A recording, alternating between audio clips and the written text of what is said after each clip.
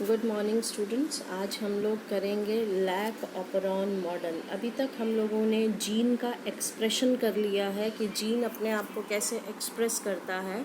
It expresses itself in the form of proteins. Proteins की form में jeans अपने आप को एक्सप्रेस करते हैं। अब जीन्स हमेशा एक्टिव नहीं होते हैं।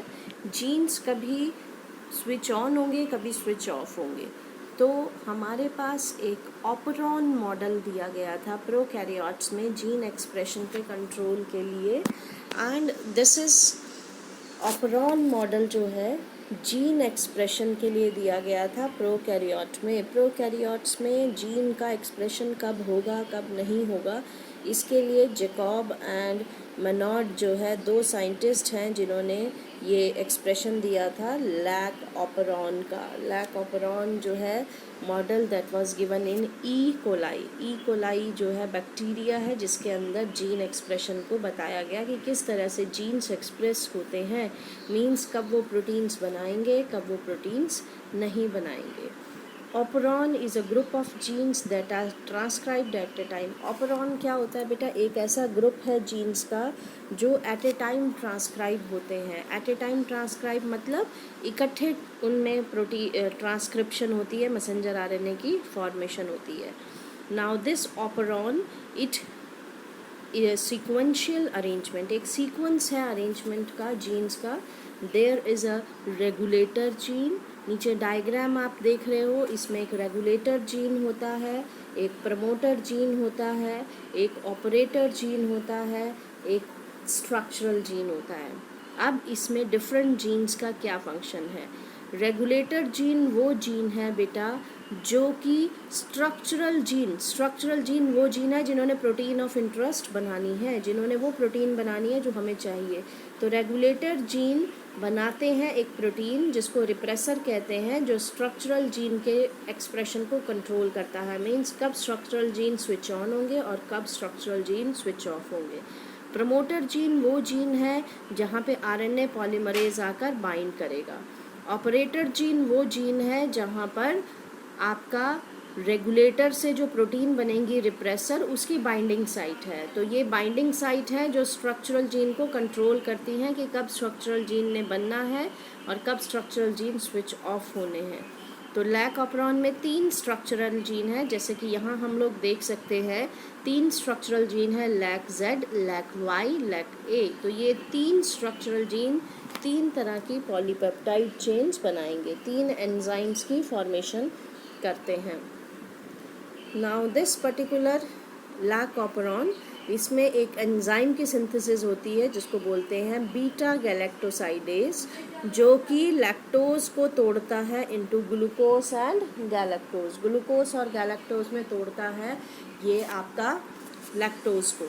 अब हमारा ई कोलाई के अंदर cultural situation of E coli. E coli bacteria ऐसा है जो हमारे अंदर सिम्बायोटिक एसोसिएशन में रहता है।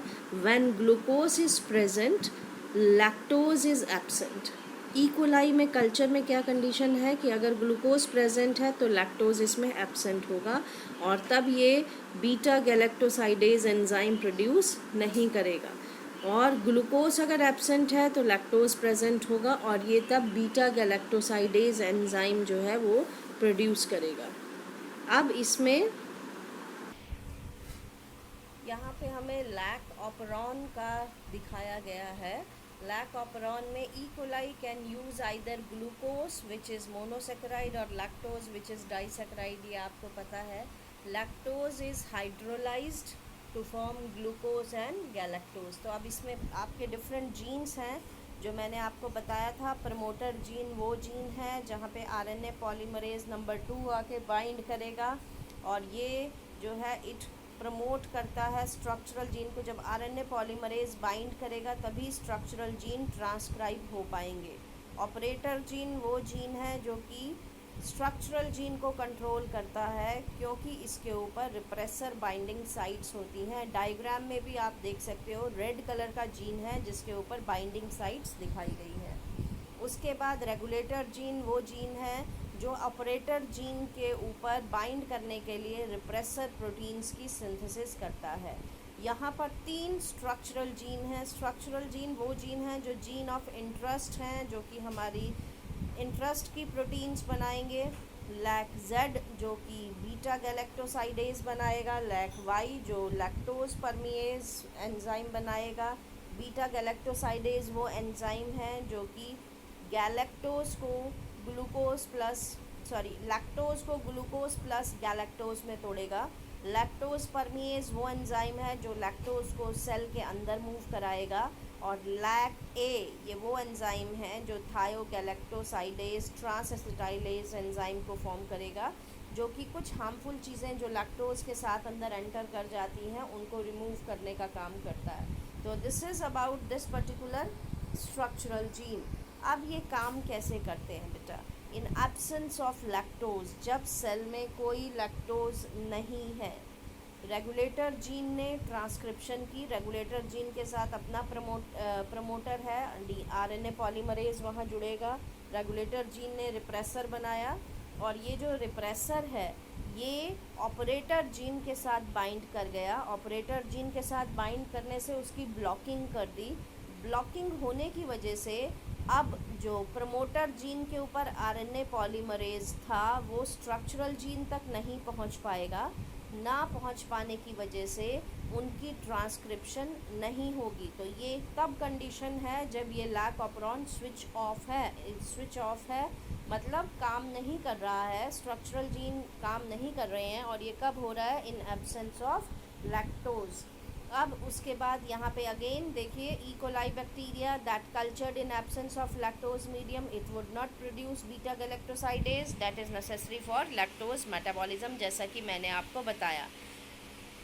In this condition structural genes are switch off. In absence of lactose, repressor protein synthesized by regulator binds with operator. Operator के साथ bind हो गई है, RNA polymerase block हो गया है, enzymes they are not produced. So this was the condition जब lactose system में present नहीं है. Now in presence of lactose, lactose की प्रेजेंस में अब क्या होता है? लैक्टोज की प्रेजेंस में ये रेगुलेटर जीन ने आपका देखिए रिप्रेसर बनाया। अब रिप्रेसर के साथ एलोलैक्टोज जुड़ गया, जिसको हम इंड्यूसर बोल रहे हैं।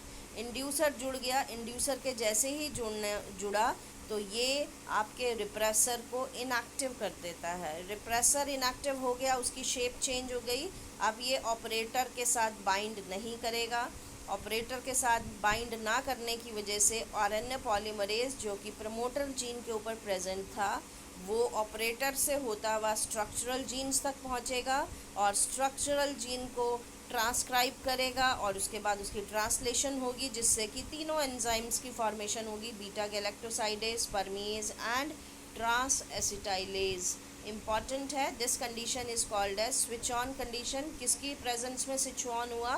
लैक्टोज, जिसको हम इंड्यूसर भी कहते हैं।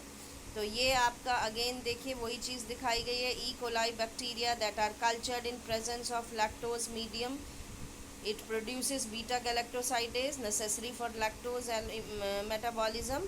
In this condition structural genes is switch on. Presence of lactose, repressor protein synthesize bind to lactose and it will form repressor inducer complex. The inactive repressor complex does not bind with operator. The RNA polymerase transcribes structural gene to produce enzyme. तो enzyme produce हो गए हैं। और जैसा कि आपको मैंने बताया, ये बीटा गैलेक्टोसाइडेज का काम क्या है? जो एंजाइम बन रहा है ये लैक्टोज को कन्वर्ट कर देगा, उसको तोड़ देगा इनटू ग्लूकोज एंड गैलेक्टोज। तो ये एंजाइम जब तक लैक्टोज है बीटा गैलेक्टोसाइडेज एंजाइम बनेगा, उसकी मेटाबॉलिज्म करेगा लैक्टोज की, और जैसे ही लैक्टोज ख़त्म हो गया बीटा गैलेक्टोसाइडेज की फॉर्मेशन बंद हो गई। This is very important concept. Lac operon 5 number का आता है, डायग्रामेटिकली एक्सप्लेन करो। अगर ये आपको समझ नहीं आ रहा, we will repeat it again उस दिन लाइव क्लास में, वेडनेसडे को हम इसको डिस्कस कर सकते हैं। अदरवाइज़ बहुत इंपॉर्टेंट कॉन्सेप्ट है बेटा, इसको आपने ध्यान से करना है। That's all for today. कल हम लोग ह्यूमन जीनोम प्रोजेक्ट करेंगे।